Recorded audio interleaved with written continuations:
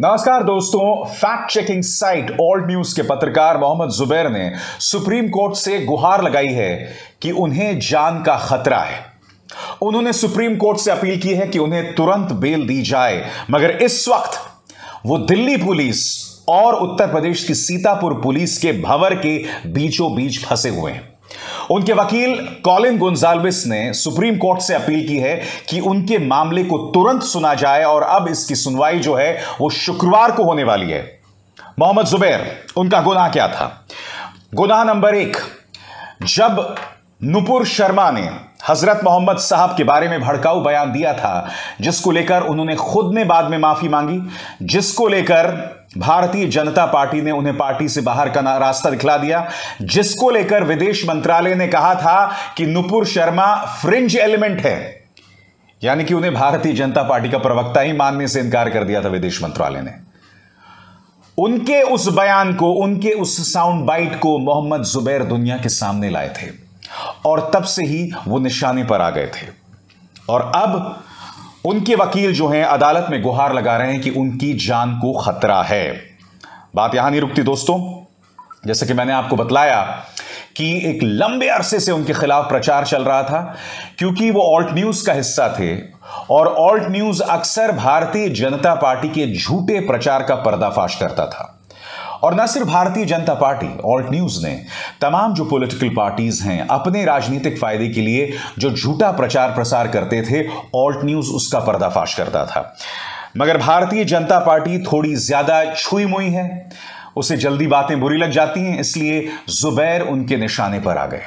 मैं आपको बतलाना चाहूंगा दोस्तों कि सुप्रीम कोर्ट से दरअसल क्या गुहार लगाई गई है, एनडीटीवी की खबर क्या कहती है। भड़काऊ पोस्ट करने के आरोप में गिरफ्तार किए गए फैक्ट चेकर और पत्रकार मोहम्मद जुबैर ने जमानत के लिए सुप्रीम कोर्ट का रुख किया है। फैक्ट चेकर के वकील कॉलिन गोंजाल्विस की ओर से गुरुवार को अर्जेंट बेल के लिए याचिका दाखिल की गई है। याचिका में बताया गया है कि जुबैर को जान से मारने की धमकियां मिल रही हैं। न्यायमूर्ति इंदिरा बनर्जी मामले को शुक्रवार को सूचीबद्ध करने के लिए सहमत हैं। हालांकि इसके लिए chief justice of India Ramana की मंजूरी जो है वो बहुत जरूरी है। अब मैं आपको बताता हूं दरअसल वो किन किन मामलों में फंसे हुए हैं, जिससे मामला बहुत पेचीदा हो जाता है। क्योंकि न सिर्फ उन्होंने नुपुर शर्मा का पर्दाफाश किया था, बल्कि सीतापुर में जिस मामले के लिए उन्हें बुलाया गया था, उन्होंने कुछ साधु संतों के भड़काऊ बयानों के बारे में ट्वीट किया था। अब उसको लेकर उनके खिलाफ एफआईआर दर्ज हो गई थी। खबर क्या कहती है? बता दें कि मोहम्मद जुबैर को 27 जून को दिल्ली पुलिस ने धार्मिक भावनाएं आहत करने के आरोप में गिरफ्तार किया था। उन पर धर्म, जाति, जन्म स्थान, भाषा आदि के आधार पर विभिन्न समूहों के बीच शत्रुता को बढ़ावा देने और धार्मिक भावनाओं को ठेस पहुंचाने का आरोप है। इससे पहले 1 जून को हिंदू संत महात्माओं को कथित तौर पर नफरत फैलाने वाला बताने पर मोहम्मद जुबैर के खिलाफ सीतापुर के खैराबाद थाने में एफआईआर दर्ज की गई। दोस्तों, व्यवस्था मोहम्मद जुबैर और रोहित रंजन के बीच का फर्क कैसे देखती है, उसकी छोटी सी मिसाल मैं आपको देना चाहता हूं। जब छत्तीसगढ़ पुलिस जी न्यूज के पत्रकार रोहित रंजन को गिरफ्तार करने आती है, तो पूरी उत्तर प्रदेश पुलिस जो है उन्हें बचाने आ जाती है, जबकि जी न्यूज के इस पत्रकार ने अपनी गलती को माना था। इस आदमी ने कांग्रेस के नेता राहुल गांधी के खिलाफ झूठी खबर चलाई थी, भड़काऊ खबर चलाई थी। न्यूज 18 का पत्रकार खुलेआम उसने एक ऐसी खबर चलाई जो भड़काऊ थी। उसने क्या कहा था आपको भी याद होगा। उसने कहा था कि अलवर में जो 300 साल पुराना मंदिर गिराया गया है वो दरअसल बदला है। बदला किस बात का है? जहांगीरपुरी में जब बुलडोजर चलाए गए थे। और यही नहीं दोस्तों, अगर आप तमाम न्यूज चैनल्स पर निगाह डालें, किसी भी शाम को आप टीवी खोलें, हर कार्यक्रम जो यहां चल रहा होता है वो भड़काऊ कार्यक्रम होता है। हर कार्यक्रम का मकसद यही होता है कि देश के अंदर हिंदुओं और मुसलमानों के बीच बंटवारा हो, उनके बीच तनाव पैदा हो। मगर इनके खिलाफ जब एफआईआर भी दर्ज होती है तो भारतीय जनता पार्टी का प्रचार तंत्र न सिर्फ उनको बचाता है, बल्कि सरकार उनको बचाने की हर भरसक प्रयास करती है।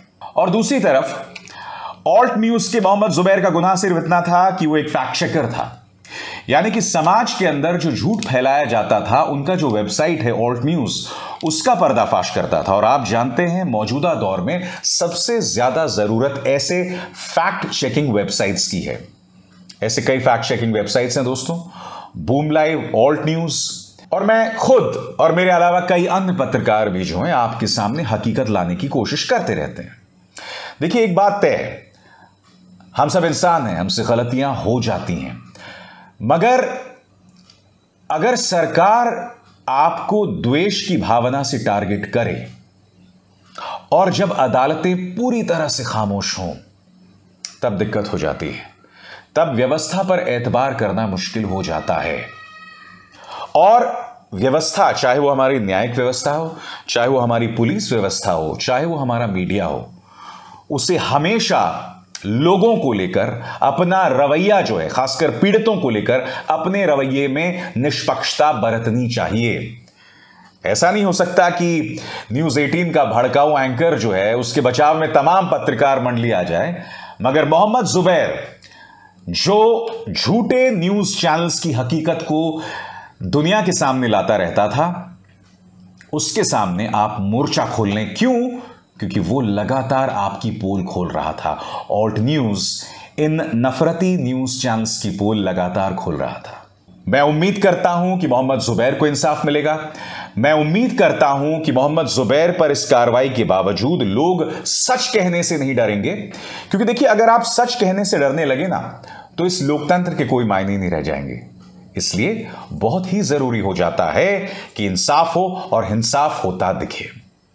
नमस्कार। स्वतंत्र और आजाद पत्रकारिता का समर्थन कीजिए, सच में मेरा साथी बनिए। बहुत आसान है दोस्तों, इस ज्वाइन बटन को दबाइए और आपके सामने आएंगे ये 3 विकल्प, इनमें से एक चुनिए और सच के इस सफर में मेरा साथी बनिए।